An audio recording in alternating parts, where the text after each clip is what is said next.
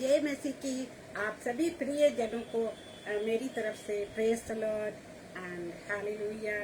And I think कि आप सब अच्छे होंगे, कुशल होंगे प्रभु की दया से।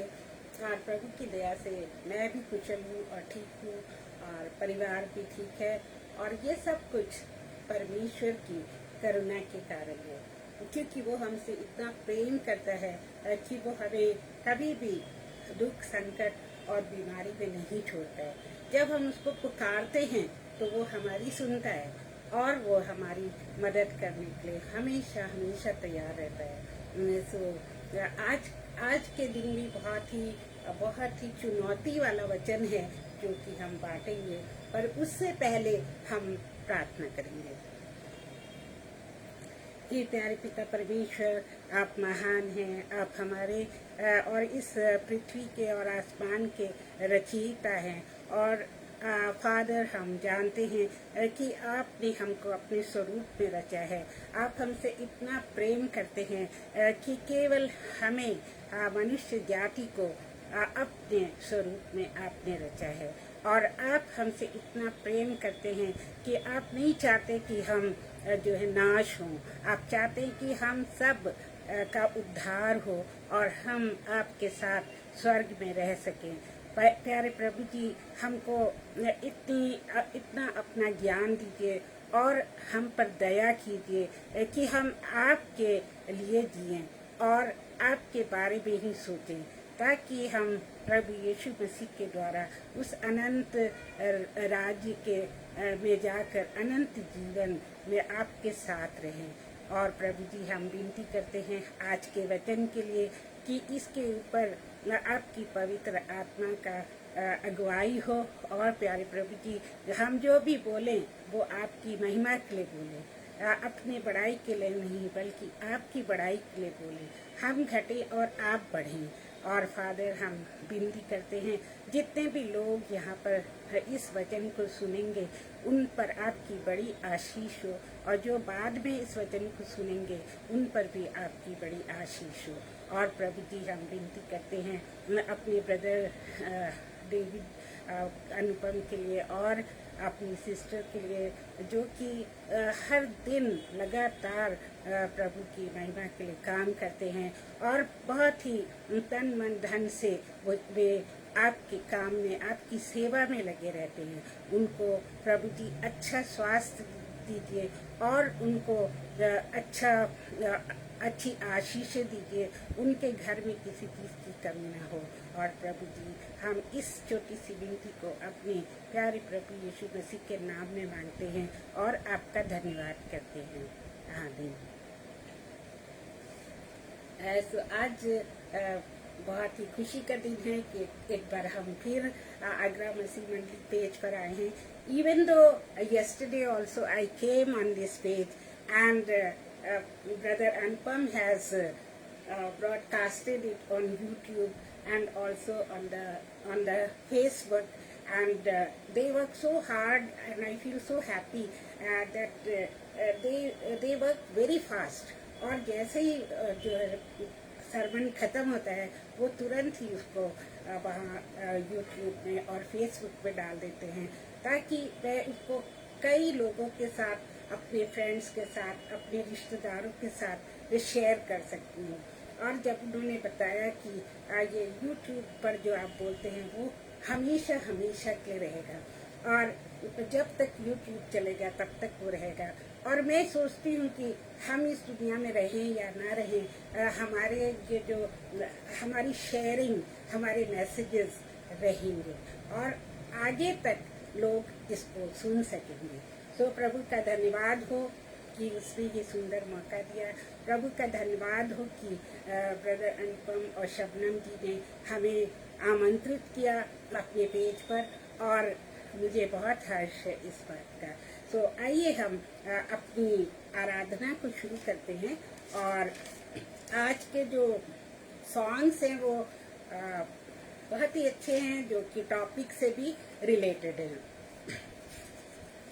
और आई होप कि आप सबको ये गाने पता होंगे और आप सब मेरे साथ मिलकर गा सकते हैं। आप जहाँ भी बैठे हों, खड़े हों या लेटे हों, आप इस गाने को गा सकते हैं। जाएंगे उत्तम देश में जरूर, रहेंगे प्रभु के साथ हम जरूर। जाएंगे उत्तम देश में जरूर, रहेंगे प्रभु के साथ हम जरूर। Praise the lord. Rohini ji आप आए, आपका स्वागत है। जाएंगे उत्तम देश में जरूर, रहेंगे प्रभु के साथ हम जरूर। स्वर्गीय देश उत्तम भी वो है, हमारा वो देश जो अद्भुत है। स्वर्गीय देश उत्तम भी वो है, हमारा वो देश जो अद्भुत है। जाएंगे उत्तम देश में जरूर, रहेंगे प्रभु के साथ हम जरूर।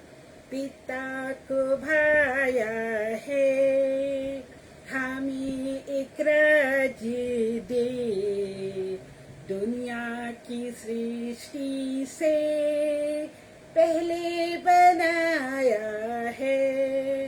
पिता को भाया है हमें एक राज्य दे, दुनिया की सृष्टि से पहले बनाया है। जाएंगे उत्तम देश में जरूर, रहेंगे प्रभु के साथ हम जरूर। अद्भुत नगर वो है, ईश्वर की रचना है। दृढ़ता से नींव डाली, स्थिर भी किया है। अद्भुत वो नगर है, ईश्वर की रचना है। दृढ़ता से नींव डाली, स्थिर भी किया है।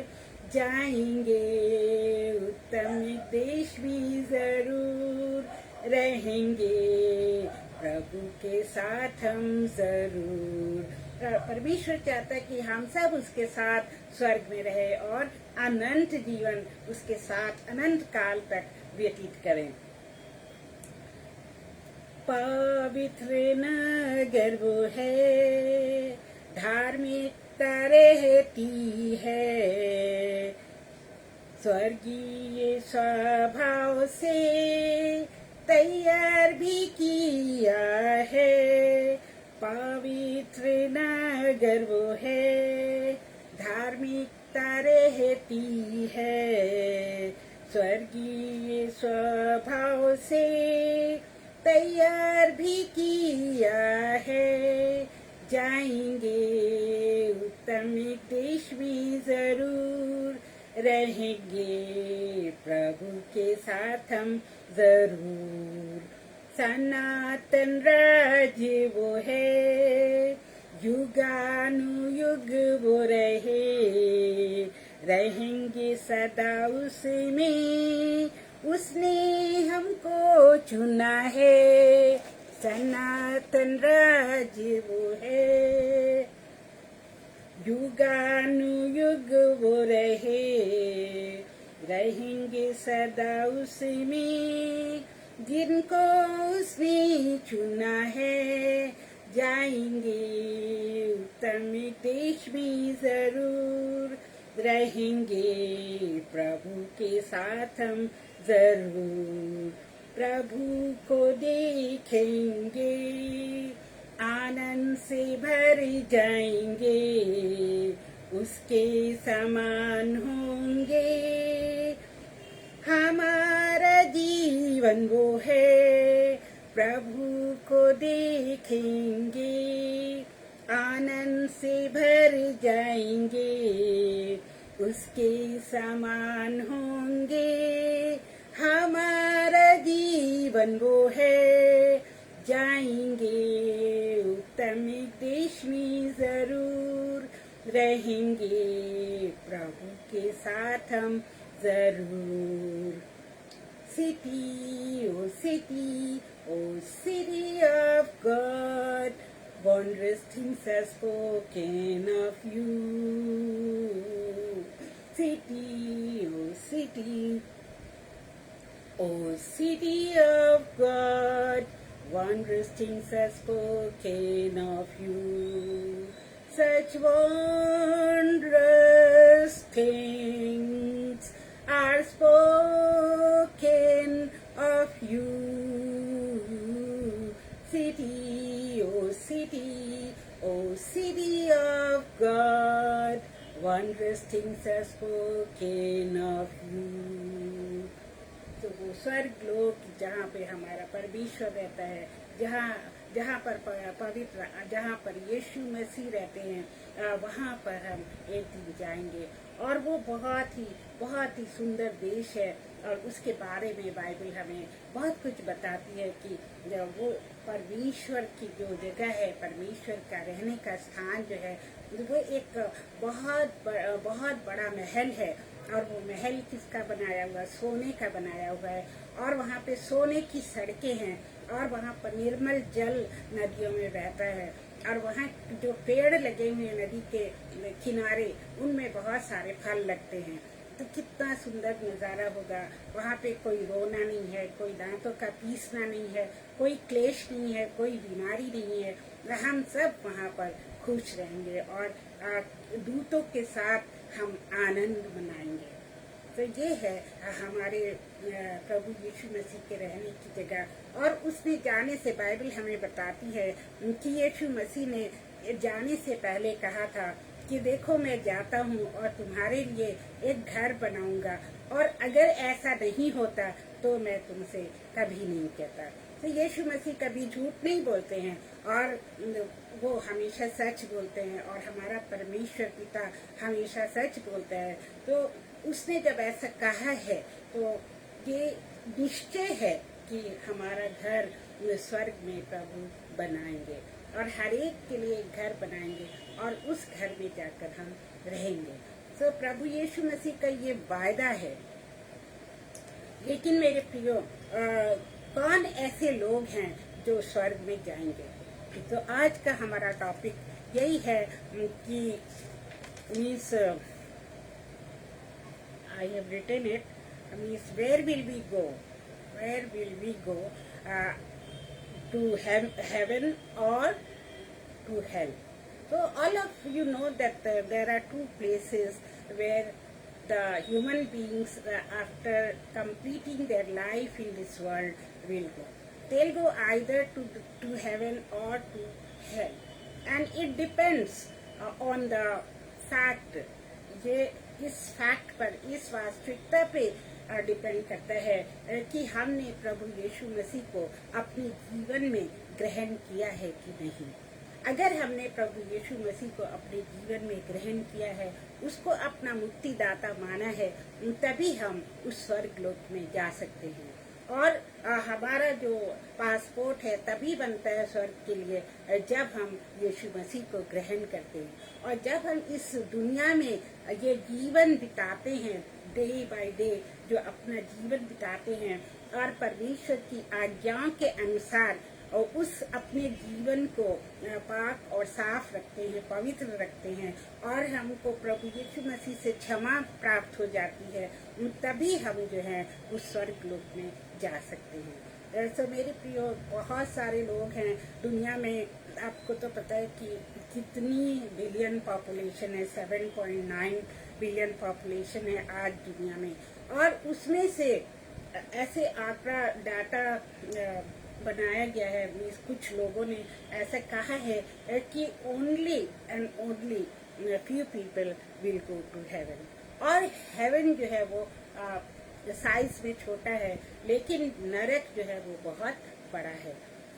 और हमने ये भी सुना है कि हेवन एक बहुत ही खूबसूरत जगह है और वहाँ पर केवल परमेश्वर की संतानें जाएंगी, परमेश्वर के बेटे और बेटियाँ वहाँ पर जाएंगे और वहाँ पर बहुत सारे स्वर्गदूत रहते हैं, वहाँ परमेश्वर रहते हैं और स्वर्गदूतों का जो है डिफरेंट डिफरेंट क्या है उनका काम होता है जो वो निरंतर करते रहते हैं। और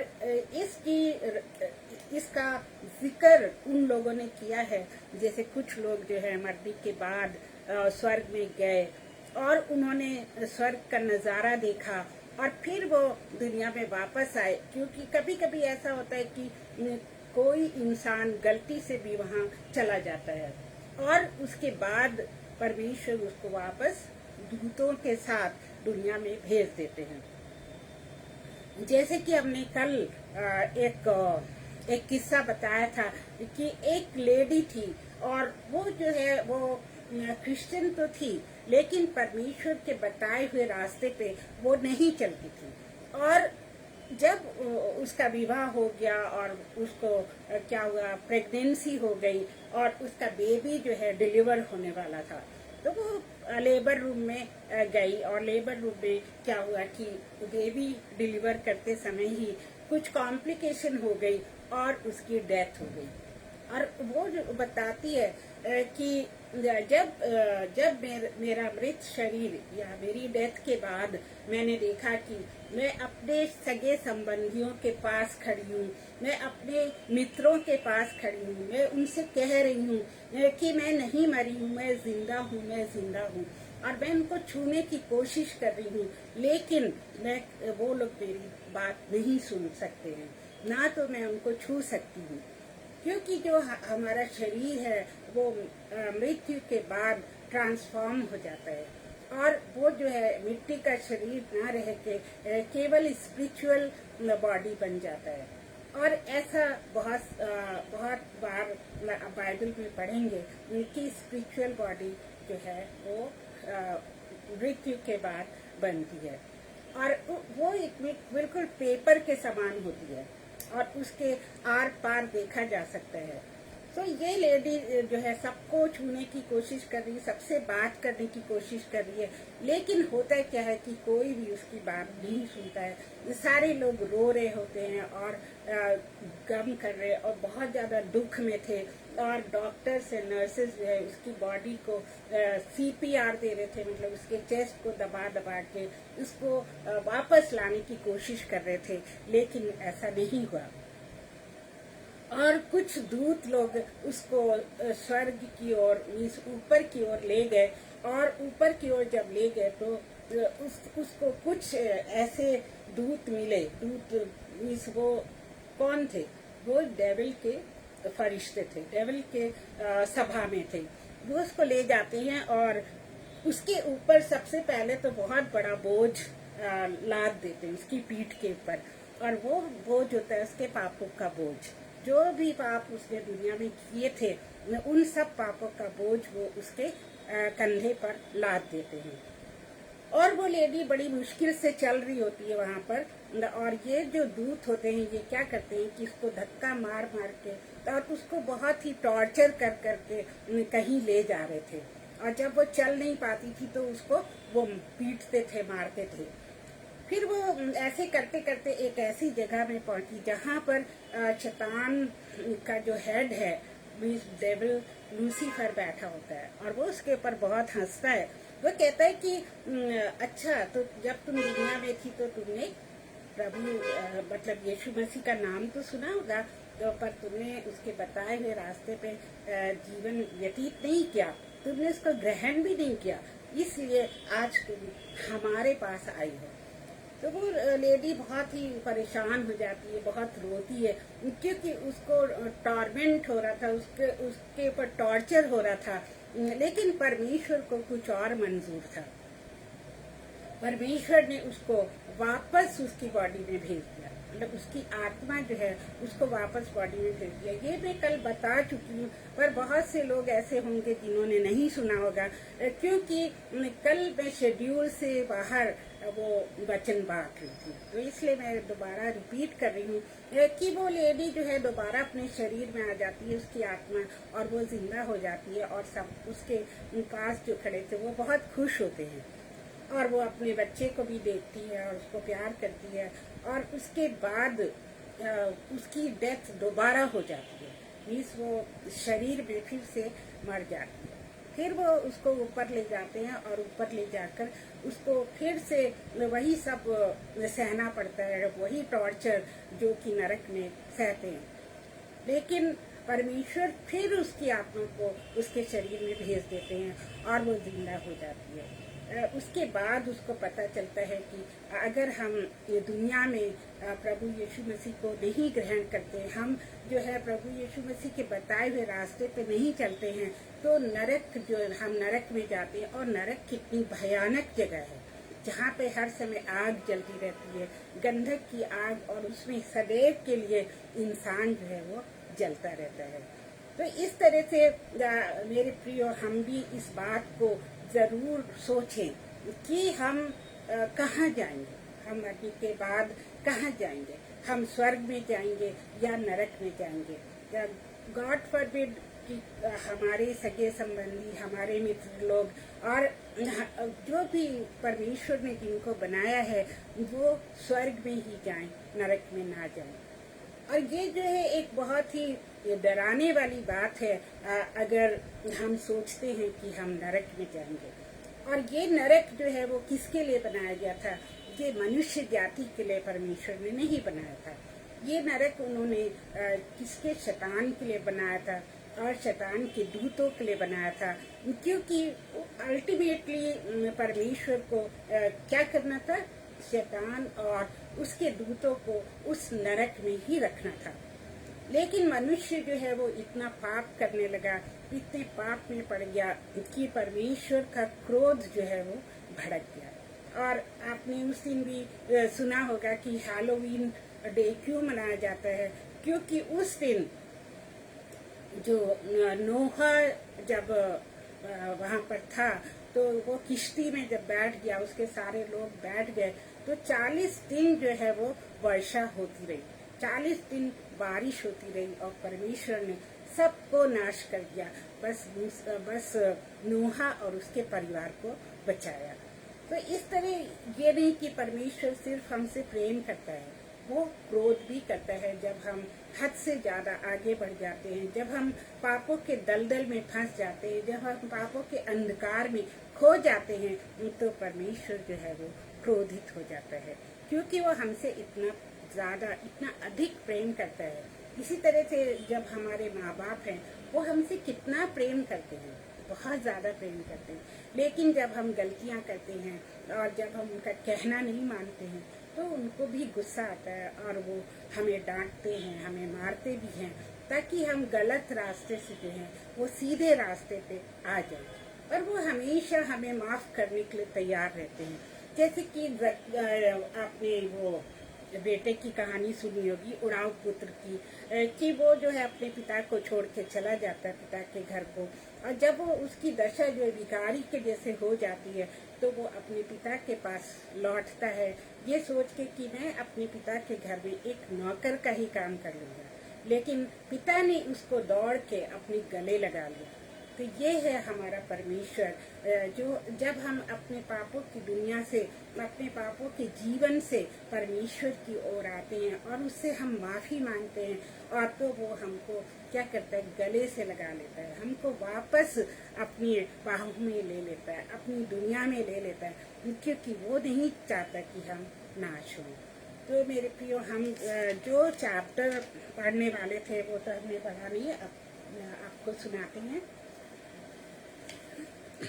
ये चैप्टर जो है लूका की किताब और उसके 16वें अध्याय में दिया गया है। लूका की किताब उसके 16वें अध्याय, 16वां में 16th चैप्टर में, 16th चैप्टर वर्स 19 ऑनवर्ड। ये इसमें एक धनी मनुष्य और एक निर्धन लाजर का जिक्र है।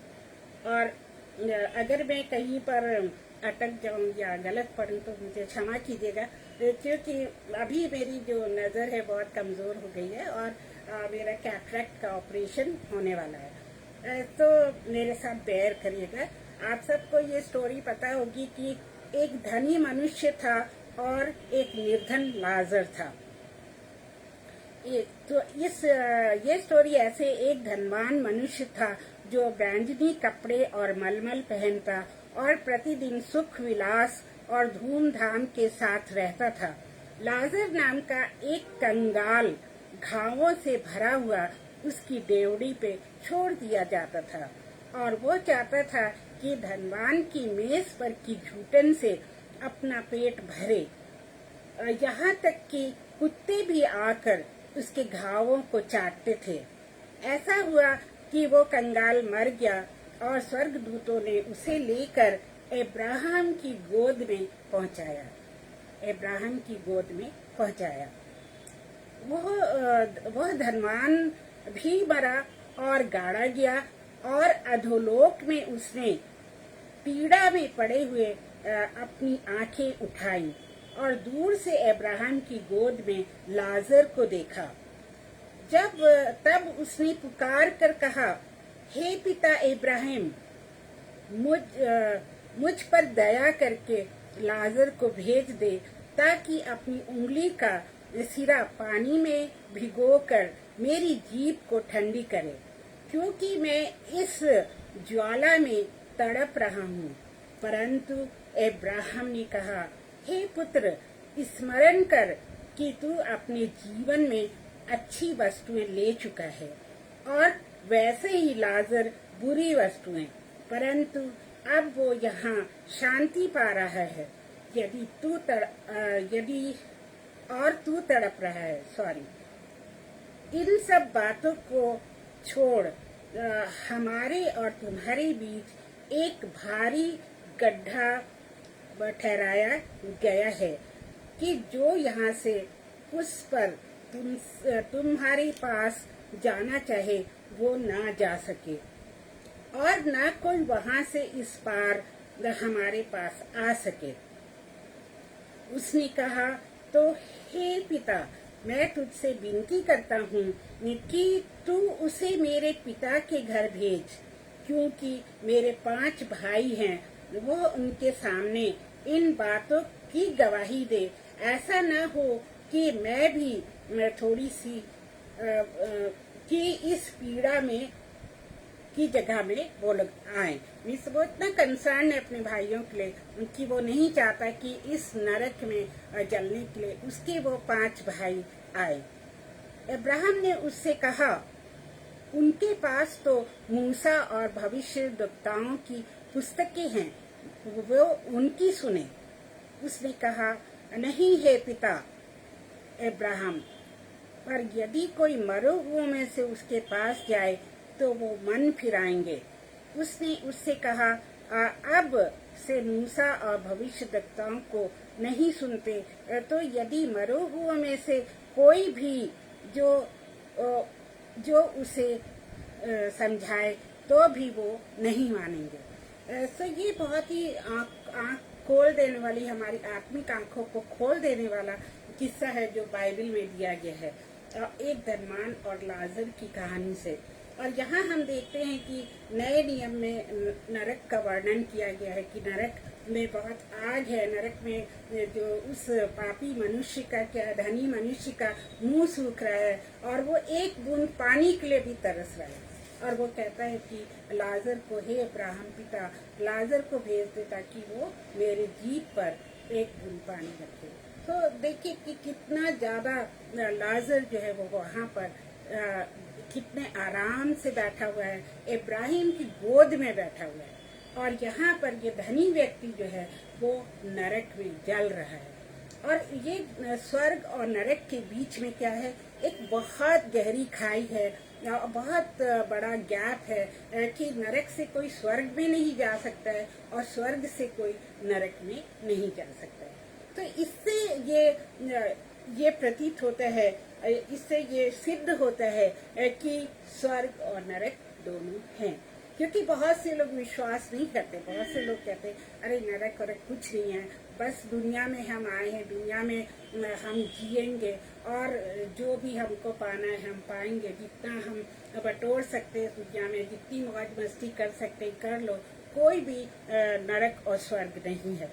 इस तरह से बहुत से लोग कहते हैं, वो लोग नास्तिक होते हैं, ना तो वो परमेश्वर को मानते हैं और ना तो वो स्वर्ग और नरक की सच्चाई को मानते हैं, और वो इसी धोखे में रहते हैं कि बस इस दुनिया में जो भी है वो है, उसके बाद और कुछ नहीं है। लेकिन बाइबल हमें बताती है कि स्वर्ग और नरक दोनों हैं, और यीशु मसीह ने भी अपने चेलों को बताया कि स्वर्ग और नरक दोनों ही हैं। और सबसे ज्यादा वर्णन जो है नरक का वो यीशु मसीह ने किया है, क्योंकि यीशु मसीह ने उनको ये किस्सा बताया, फिर उसने वो वाला किस्सा बताया कि उसने क्या किया कि जितने लोग ऊपर जाते हैं, मर जाते हैं, तो उनका न्याय होगा, और कोई भी जब इस दुनिया को छोड़ के जाता है तो वो एक ऐसी जगह में रखा जाता है कि वो इंतजार करे और उनका एक दिन न्याय हो। और न्याय में जो इंसान वो क्या करेंगे, दूत लोग जो स्वर्गदूत हैं वो परमेश्वर यीशु मसीह के बाएं हाथ और दाएं हाथ लोगों को एक लाइन में खड़ा कर देंगे, और प्रभु के दाएं हाथ पर क्या होंगे, भेड़ होंगी, और प्रभु के जो बाएं हाथ पर बकरियां होंगी। तो वो भेड़ों को क्या कहेगा कि इनको जो है दूतों से कहेगा इनको तू ले जा, क्योंकि जो भेड़ है वो प्रभु की भेड़ है, जिन्होंने परमेश्वर की आवाज को सुना है, जिनको प्रभु ने अपने साथ रखा और चराया है, और उन भेड़ों ने प्रभु यीशु मसीह का अनुसरण किया है, प्रभु यीशु मसीह के पीछे वो चले हैं, इसलिए प्रभु उनको पहचानता है। वो हर एक भेड़ को पहचानता है, हर एक भेड़ की आवाज को पहचानता है, और उसको पता है कि ये मेरे लोग हैं, और वो उनसे कहता है कि स्वर्गदूतों से कहता है कि इनको तू ले जा, क्योंकि उनके अगेंस्ट वो कोई भी पाप नहीं पाता है। ये नहीं कि वो पापी नहीं थे, पर उनके पापों की क्षमा मिल गई थी, क्योंकि उन्होंने अपने पापों को मान लिया था और परमेश्वर से जो है प्रभु यीशु मसीह से क्षमा मांगी थी, और उन्होंने ये विश्वास कर लिया था कि यीशु मसीह दुनिया में किस लिए आया। वो इसलिए आया कि वो हमारे पापों के लिए क्रूस पर चढ़ जाए और वो सारे दुख और यातनाएं सहे, और उसका लहू जो बहता है उस लहू से जो पापी मनुष्य पाक पवित्र और शुद्ध हो जाए, और प्रभु यीशु मसीह को ग्रहण करने से उनके जीवन का उद्धार हो जाए और वो स्वर्ग के राज्य के अधिकारी बन सके। ये बात हम बार बार सुनते हैं और हम बार बार ये सोचते हैं कि ओनली प्रभु यीशु मसीह के द्वारा ही हमारा उद्धार है। और यीशु मसीह भी कहते हैं कि जो मार्ग सत्य और जीवन मैं ही हूँ, मार्ग सत्य और जीवन मैं ही हूँ, और कोई भी रास्ता नहीं है जिसके द्वारा हम स्वर्ग में जा सकते हैं। तो ये बात पक्की है मेरे प्रियो कि ओनली प्रभु यीशु मसीह के द्वारा ही जो है हमें स्वर्ग मिलेगा। और कोई भी कहीं भी किसी भी धर्म पुस्तक में ये नहीं लिखा है कि उनको जो है किसी भी देव के द्वारा या किसी भी गॉड के द्वारा उनको क्या है मोक्ष प्राप्त होगा, क्योंकि वो ये भी मानते हैं कि स्वर्ग भी है नरक भी है, पर इसका रास्ता क्या है वो उनको नहीं पता है। कुछ लोग कहते हैं कि कर्मा जो है, जो हम कर्म करते हैं दुनिया में, उसके आधार पर हमको स्वर्ग या नरक मिलता है। और कुछ लोग ये कहते हैं कि हम जब ऊपर जाएंगे तो हमें जो है कई दिन तक कई तरह की यातनाएं दी जाएंगी अगर हम पापी हैं, और अंत में हमारा उद्धार होगा। उनको आग पे चलना होगा, उनको बहुत सारे जुल्म उठाने पड़ेंगे, उसके बाद ही उनका मोक्ष हो सकेगा। पर हमारा प्रभु यीशु मसीह खुद इस दुनिया में आकर और उसने अपना बलिदान दे दिया। पिता ने अपने पुत्र को भेजा कि मेरे लोग, मेरी संतानें जो हैं, जिनको मैंने खुद रचा है, ये सब बच जाए। और मेरे प्रियो, उसने हमको अपनी हथेली पे रचा है, अपनी हथेली पर उसने हमको रखा है और हमारा चित्र हर समय उसके सामने रहता है। और उसने हमें अपने आंखों की पुतली के जैसे रखा है। इतना अधिक वो हमसे प्रेम करता है। वो जो है एक मुर्गी के समान अपने पंखों तले हमको छुपा के रखता है और हमसे इतना इतना अधिक, इतना गहरा प्रेम करता है। लेकिन मनुष्य जो है वो जन्म से ही पापी है और मनुष्य जो है हमेशा परमेश्वर के विरुद्ध जाता है।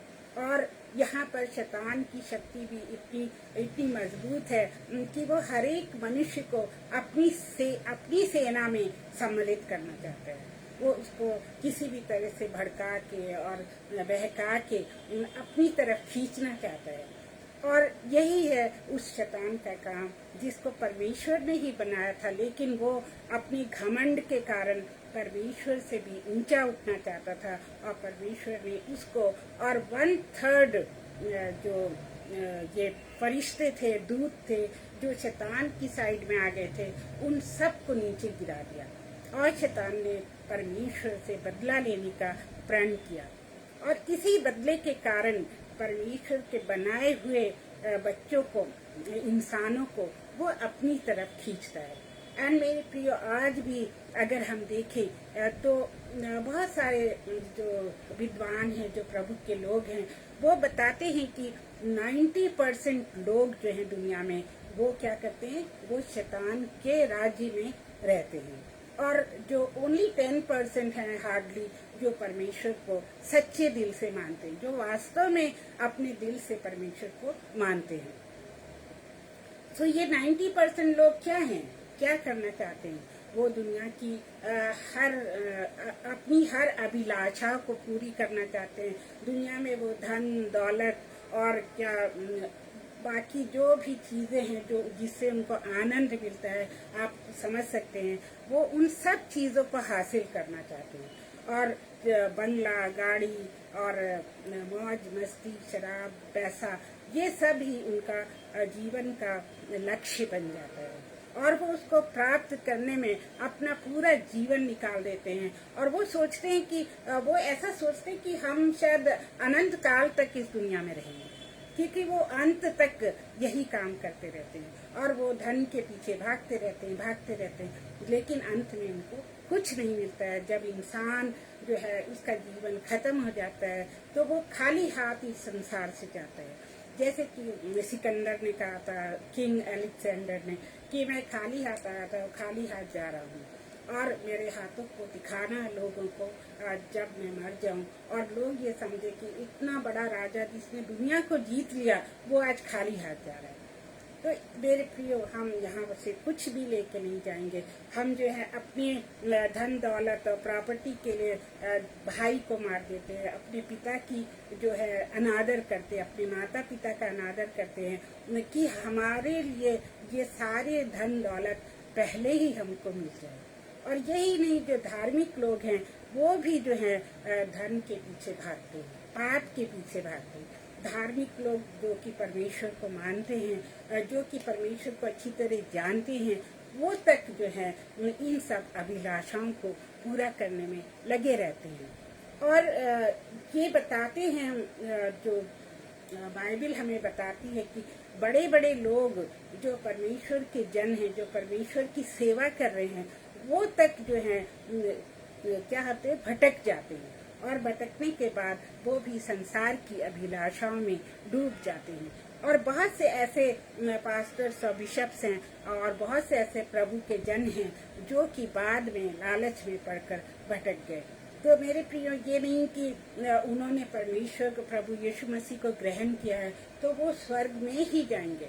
अगर वो उसकी आज्ञाओं पे नहीं चलेंगे, अगर उनका जो जीवन है वो एक पापी का जीवन ही रहेगा और वो सिर्फ दिखावे के लिए जो है अच्छे काम करेंगे, तो परमेश्वर जानता है कि वो कैसे हैं और वो उनकी एंट्री स्वर्ग में नहीं हो सकती है। तो मेरे प्रियो, ये नहीं कि हमें पासपोर्ट मिल गया, हमने यीशु मसीह को ग्रहण कर लिया तो बस हमारा जो है वो उद्धार हो गया, हमारा कल्याण हो गया।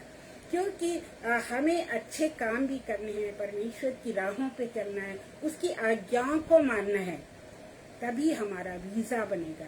क्योंकि ओनली पासपोर्ट से हम जो है विदेश में नहीं जा सकते। अगर हमारे पास वीज़ा ना हो तो हम विदेश नहीं जा सकते। तो मेरे प्रियो, हमें क्या होना चाहिए, हमारे पास पासपोर्ट और वीज़ा दोनों होना ज़रूरी है, तभी हम स्वर्ग में जा सकते हैं। तो इस बात को हम याद रखें और ये ना सोचे कि हमने पाप नहीं किया है, या हम तो बहुत ही अच्छे धार्मिक जन हैं और हमको कोई क्या कह सकता है, हम तो स्वर्ग में जाएंगे जाएंगे। तो इस तरह की जो भावना है, गलत भावना हम अपने दिल में ना रखें, क्योंकि बाइबल बताती है कि सब ने पाप किया है और सब उसकी महिमा से रहित है। अगर हम रोमन की किताब पढ़ें तो उसमें बार बार यही लिखा है कि सब ने पाप किया है, कोई भी धर्मी नहीं है। और जो है, जस्ट संक्षिप्त में बता रही हूँ, पाप की मजदूरी क्या है, मौत है। और धन्य है वे जिनके पाप क्षमा हो गए हैं और जिनके पाप ढांप दिए गए हैं। क्योंकि ये सारी वर्सेस कल भी बताई थी। यदि हम अपने पापों को मान लें तो हमारे पापों को क्षमा करने और सब अधर्म से शुद्ध करने में वो क्या है, विश्वास योग्य और धर्मी है। तो परमेश्वर ने ये नहीं कि हमको छोड़ दिया है, हम पापी हैं तो उसने हमें छोड़ दिया, ऐसा नहीं मेरे प्रिय। वो इतना हमसे प्रेम करता है कि वो जब हम उसके पास जाते हैं और अपने पापों की क्षमा मांगते हैं और हम पश्चाताप करते हैं तो परमेश्वर हमको माफ कर देता है। जैसे वो उड़ाऊ पुत्र जब अपने पिता के पास आता है तो पिता उसको गले लगा लेता है, क्योंकि उसको पता चल जाता है कि मेरा बेटा अब सुधर गया है और मेरा बेटा जो है पश्चाताप कर रहा है। उसी तरह से हम उसके बेटे और बेटियां जब पाप के दलदल से निकल के परमेश्वर के पास आते हैं, उससे माफ़ी मांगते हैं, उसके पाँव पे हम गिरते हैं और हम गिड़गिड़ाते हैं, तो परमेश्वर हमको ज़रूर माफ़ कर देता है, क्योंकि ये उसका वायदा है। और जैसे कि जॉन 3:16 में लिखा है कि मतलब उसने देखा कि इंसान कितने पाप में डूब रहा है और उसको बहुत ही रोना आया लोगों पर, और उसने पहले तो गुस्से में सबको नाश कर दिया, लेकिन उसके बाद जो है उसने अपनी सहन शक्ति को इतना बढ़ाया कि उसने अपने ओन बेटे को, इकलौते पुत्र को दुनिया में भेजा, ताकि उसके सलीब पे चढ़ाए जाने से, उसके बलिदान से उसके लोग जो हैं वो बच जाएं। क्योंकि परमेश्वर नहीं चाहता कि कोई भी नाश हो, एक भी पर्सन, एक भी इंसान नाश ना हो। परमेश्वर की यही मर्जी है। तो मेरे प्रियो, हम हमेशा याद रखें कि परमेश्वर हमसे बहुत बहुत प्यार करता है और वो चाहता है कि हम जो है बच जाएं।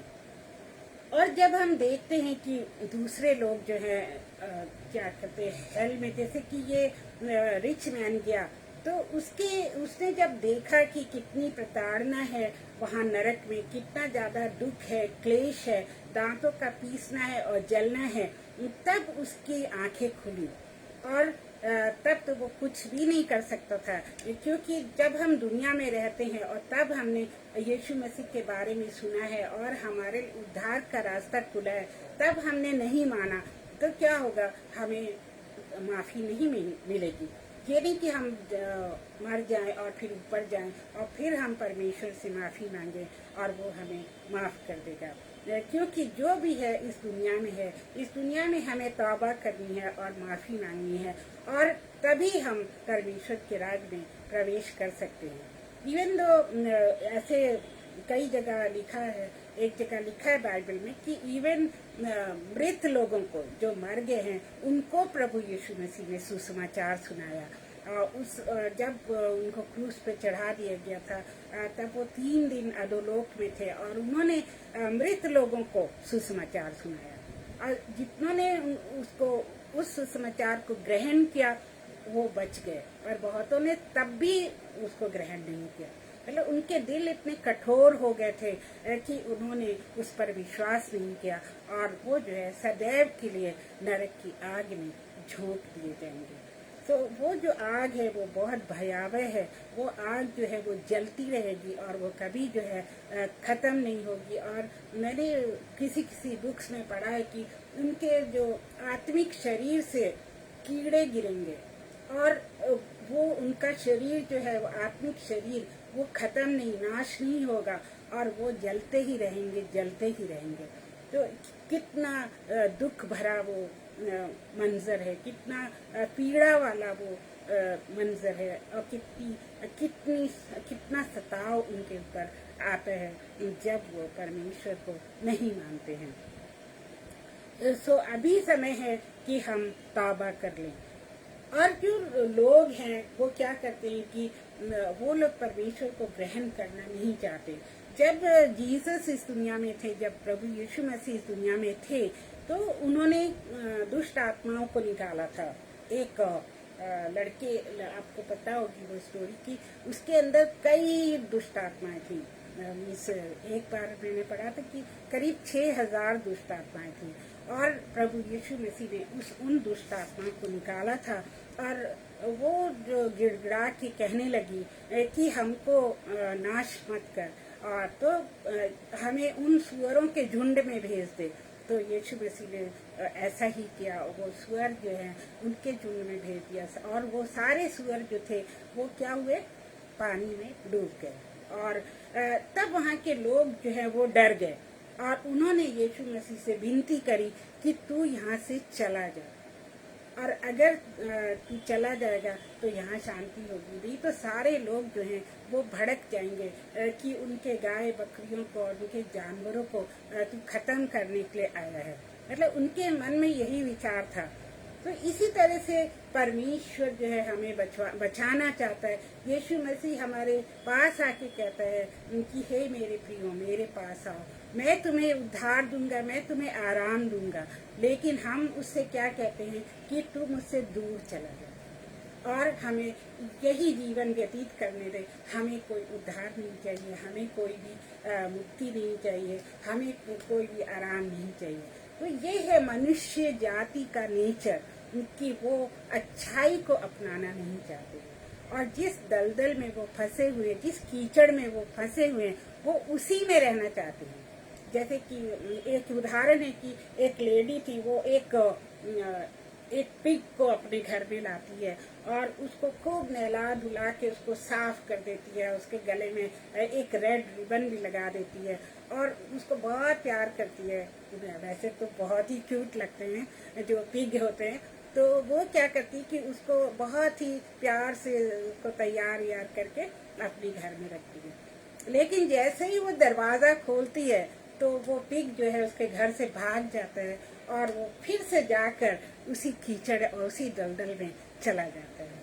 तो ये है मनुष्य का स्वभाव कि परमेश्वर हमको जो है वो पाप रहित जगह में रखना चाहता है। परमेश्वर हमको अच्छा बनाना चाहता है, लेकिन जैसे ही हमें मौका मिलता है हम फिर से उसी दलदल में चले जाते हैं।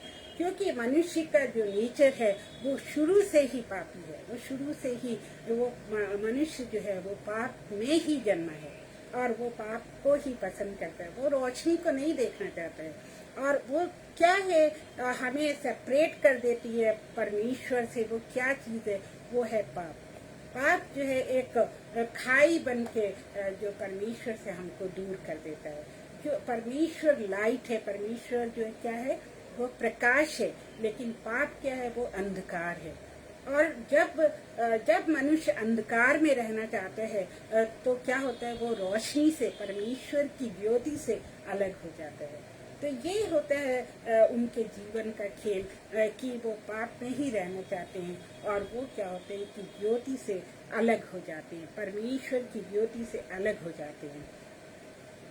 और जो परमेश्वर है वो हमें जीवन देता है, वो हमको अच्छा जीवन देना चाहता है और एक आत्मिक जीवन देना चाहता है। लेकिन हम क्या करते हैं कि हम पापों में रह के मृत्यु को ही पसंद करते हैं। और क्योंकि जब हम लाइफ को नहीं एक्सेप्ट करेंगे तो मानी बात है कि वो हम डेथ की तरफ बढ़ेंगे, हम मृत्यु की तरफ बढ़ेंगे। एंड इसी तरह आपने देखा कि रिच मैन के साथ भी हुआ कि वो दुनिया में तो बहुत खुश था, बहुत ऐशो आराम उसने किया, लेकिन जब वो मरने के बाद ऊपर गया तो उसको किस तरह की लाइफ मिली, एक पीड़ा वाली लाइफ मिली, उसको नरक में जगह मिली और वो तड़प रहा था। तो इस तरह से हमें याद रखना चाहिए प्रियो कि इस दुनिया में ही जो है हमारा जीवन खत्म नहीं हो जाता है, क्योंकि एक बार परमेश्वर ने अपनी रूह हमारे अंदर जब डाल दी है तो वो रूह, उस रूह को कोई भी नाश नहीं कर सकता, मतलब वो रूह कभी खत्म नहीं होती। और इस शरीर के नाश होने के बाद वो आत्मा जो है वो ऊपर चली जाएगी, और अगर वो प्रभु के ग्रहण योग्य होगी तो प्रभु उसको अपने पास रखेंगे, और वो प्रभु के विरुद्ध होगी और शैतान की सेना में होगी तो वो नरक में जाएगी। तो मेरे प्रियो, ये जो है जीवन का सत्य है और ये बाइबल का सत्य है। बाइबल हमको ऐसा बताती है, और इसका कोई भी वचन जो है वो झूठा नहीं है, इसका हर एक वचन जो है वो सच्चा है। और परमेश्वर जो आप उसकी जक्कई की स्टोरी भी याद कर सकते हैं कि जब जक्कई के पास यीशु मसीह आए, यीशु मसीह ने देखा कि उसके अंदर कितनी जिज्ञासा है कि वो प्रभु यीशु मसीह को देखना चाहता था। तो प्रभु यीशु मसीह ने क्या कहा कि हे जक्कई, तू नीचे उतर आ, पेड़ पर से नीचे उतर आ, और आज मैं तेरे साथ चलूंगा, तेरे साथ भोजन करूंगा, और आज उद्धार तेरे घर में आया है। मतलब salvation has come to you, salvation has come to your home। That means यीशु मसीह जो है वो क्या है, वो salvation है। Jesus is salvation, Jesus can give us salvation। और वो जक्कई से कहता है today the salvation has come to your home। तो मेरे प्रियो, आज हम भी अपने आप को देखें कि हमने सैल्वेशन पाया है कि नहीं पाया है। क्या हमने अपने पापों को माना है, क्या हमने पश्चाताप किया है, क्या हमने यीशु मसीह से माफ़ी मांगी है, क्या हमको मोक्ष मिला है कि नहीं मिला है। तो इस बात को बहुत सीरियसली हमें सोचना है, और अगर हम नहीं सोचेंगे तो आप सबको पता है कि उसका परिणाम क्या होगा। और गॉड फॉरबिड ऐसा कभी ना हो कि हम में से कोई भी जो है वो नरक में जाए, क्योंकि वो बहुत ही भयावह, बहुत ही पीड़ा वाली जगह है। तो इसके लिए ही देखिए जॉन ने भी यही कहा कि मन फिराओ, मन फिराओ। जो यूहन्ना जो बपतिस्मा देने वाला था वो क्या कहता था कि मन फिराओ। तो हमें भी ज़रूरत है कि हम अपना मन फिराएं और परमेश्वर की ही कामना करें और उसके बताए हुए रास्ते पर चलें। तो सबसे पहले क्या करना है कि हमें पश्चाताप करना है, अपने गुनाहों से पश्चाताप करना है। और ऐसा लिखा है व्यवस्था विवरण 13:4 में कि हमें पश्चाताप करना है। फिर by faith we have to accept Jesus who died for all. By faith मतलब विश्वास के साथ हमको यीशु मसीह के पास आना है, उसको ग्रहण करना है, और वो फेथ जो है हमारे अंदर होना चाहिए। और फेथ कैसे आता है? वो वचन को पढ़ने से आता है और दूसरों का जो जीवन है उसको देखने से आता है जो प्रभु यीशु मसीह में है। और तीसरा क्या है कि ओबे हिम एंड फॉलो हिम। सो पहले इंसान को पश्चाताप करना है, फिर उसको प्रभु यीशु मसीह के पास आना है, उसको अपने पापों की क्षमा मांगनी है। और क्षमा के बाद ये नहीं कि सारा काम खत्म हो गया बस अब दुकान बंद कर दो, ऐसा नहीं है। उसके बाद उसको परमेश्वर की आज्ञाओं का पालन करना है। वो चाहे पुराने नियम में हो, चाहे वो 10 आज्ञाएं हों, चाहे वो नए नियम में हो, उन सब आज्ञाओं को मानना है और अपने पड़ोसी से, खुदा से प्यार करना है। और अगर हम सारी आज्ञाओं को नहीं मानते हैं तो दैट मीन्स हम अभी भी पाप के दलदल में हैं। और हर दिन हमको जो है अपने पापों की क्षमा मांगनी है, हर दिन हमको परमेश्वर की दुआ करनी है, ए हमारे पाप, जो कि एक कंप्लीट संपूर्ण प्रार्थना है। और हर दिन हमको अपने पापों की क्षमा मांगनी होती है, क्योंकि हम छोटे मोटे पाप हर दिन करते हैं। सो मेरे प्रियो, परमेश्वर चाहता है कि आप उसके पास आए, हम उसके पास आए, हम उससे अपने पापों की माफ़ी मांगे, ताकि हम परमेश्वर के राज्य के अधिकारी हो सकें। वो हमसे बहुत प्रेम करता है और उसने जो है हमें सृष्टि से पहले ही हमारे लिए क्या है उद्देश्य बनाए, हमारे लिए योजनाएं बनाई हैं, और उसने अपनी हथेली पर हमारे चित्र को बना रखा है। और जब हम माता के गर्भ में थे तो हम उसकी आंखों के सामने थे, हम उसकी आंखों की पुतली हैं, और वो नहीं चाहता कि कोई भी जो है वो हर्ट हो, कोई हमें चोट लगे। और परमेश्वर जो है इतना हमसे उसने प्यार किया कि वो हमारे दिल में आ गया, हमारे हृदय में आके उसने अपना घर बनाया। और आज जब हम यीशु मसीह को मानते हैं तो क्या होता है कि पवित्र आत्मा वो जो परमेश्वर है वो हमारे हृदय में आता है, वो हमें गाइड करता है कि हमें क्या करना है, हमें कैसे पापों से दूर रहना है, और हमें कैसे अपना जीवन बिताना है। तो मेरे प्रियो, हमें जो बहुत सतर्क होने की ज़रूरत है, और हमें अपने अंदर झांक के देखना है कि हम किस अवस्था में हैं। हम अभी भी पाप कर रहे हैं, क्या हम पापों से दूर हो गए हैं, या हमने पापों को छोड़ दिया है और हम एक प्रभु के बताए हुए रास्ते पे चल रहे हैं। तो परमेश्वर का बताया हुआ रास्ता हम अपनाएं, ताकि हम उसके साथ हमेशा हमेशा के लिए रह सकें। तो इससे रिलेटेड ये वाला सॉन्ग आई थिंक बहुत ही अप्रोप्रिएट है, और वो हम थोड़ा सा गाएंगे। मेरा गला बहुत खराब है, तो थोड़ा सा गा सकते हैं। जैसा मैं हूँ बगैर एक बात, पर तेरे लहू से हयात, अब तेरे नाम से है नजात। मसीह मसीह मैं आता हूँ, जैसा मैं हूँ कंगाल बदकार, कमजोर नालायक और लाचार, अब तेरे पास से मददगार। मसीह मसीह मैं आता हूँ, जैसा मैं हूँ कबूल कर ले मुआफ़ी और तसल्ली दे, सिर्फ तेरे ही वसीले से।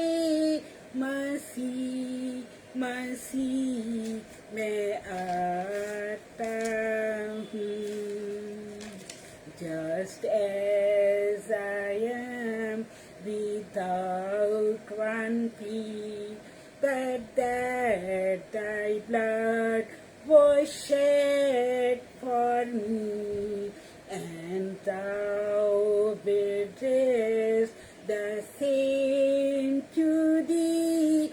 O Lamb of God, I come, I come, just as I am, thou will receive, will welcome, pardon, cleanse, relieve, because thy promise I believe. O Lamb of God, I come, I come।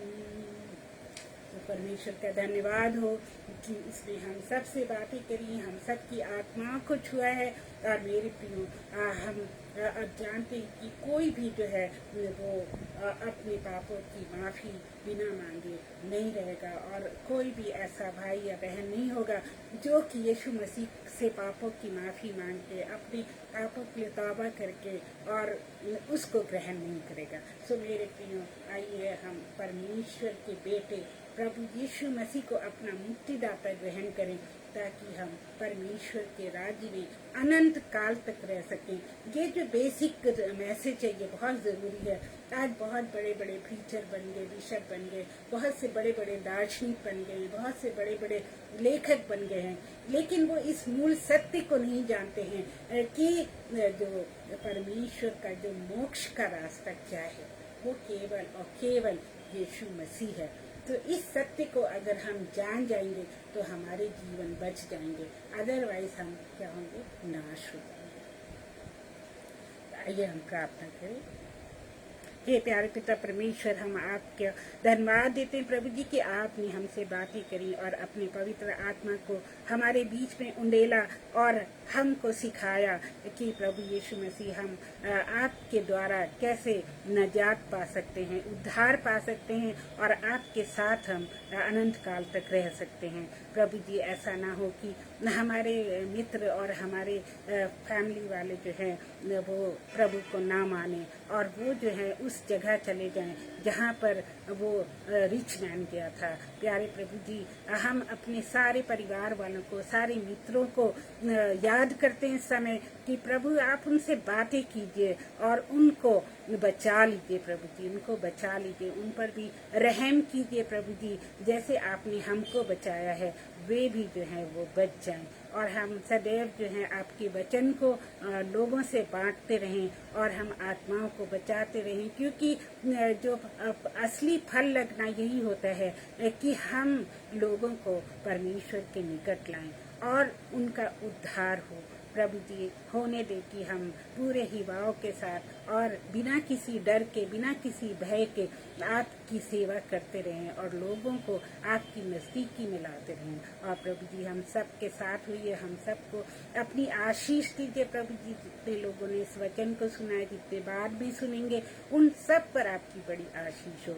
आप brother अनुपम और शबनम जी को अपनी बहुत आयत से आशीष दीजिए, उनके बच्चों को आशीष दीजिए, उनकी हर कमी घटी को पूरा कीजिए प्रभु जी और उनके स्वास्थ्य को अच्छा रखिए और इस पेज आगरा मसीह मंडली को और भी उन्नति मिले और जो लोग इसको सुनते हैं वो परमेश्वर आपके नज़दीक आएँ और उनके जीवन बदल जाएं।